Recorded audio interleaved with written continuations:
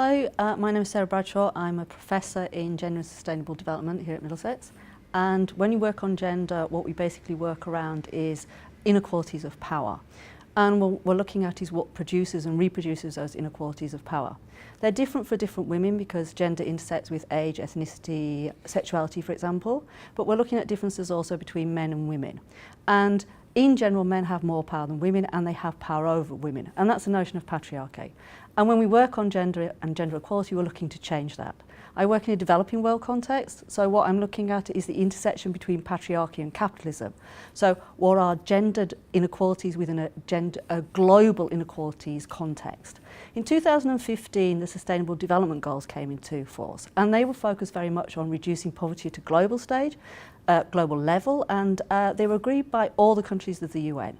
Within there is a gender goal on gender equality, and gender is part of goal 1 to reduce poverty. So if someone working on gender equality, you'd think, well, that's good, I must be happy. But I'm a gender academic, and therefore I question everything like that. So when we work on gender in terms of research, what we're looking to do is try not just to see how women can be included or how they are included, but to question why they are included. So why are women included in anti-poverty projects at the minute across the globe?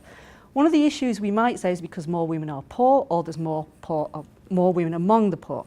In 1995, there was a famous statement that said 70% of the world's poor are women, and it's rising. And this was the feminisation of poverty notion.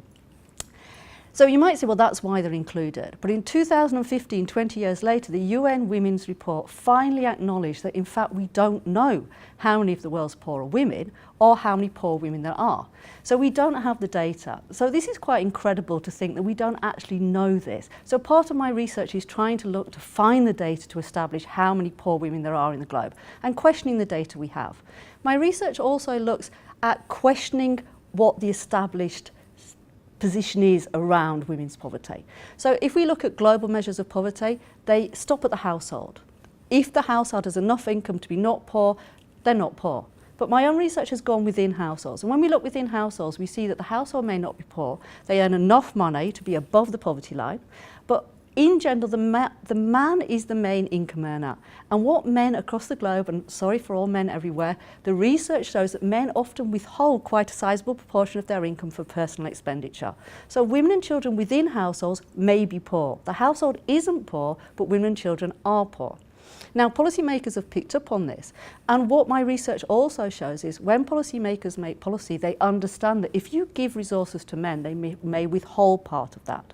If you give them to women, socially constructed roles mean women, mothers, carers, give all their resources to children. So policymakers are not necessarily targeting women to reduce their poverty, but to reduce the poverty of people in general, particularly children, and they're not targeting women to reduce gender inequalities, they're targeting women because women are efficient providers of services.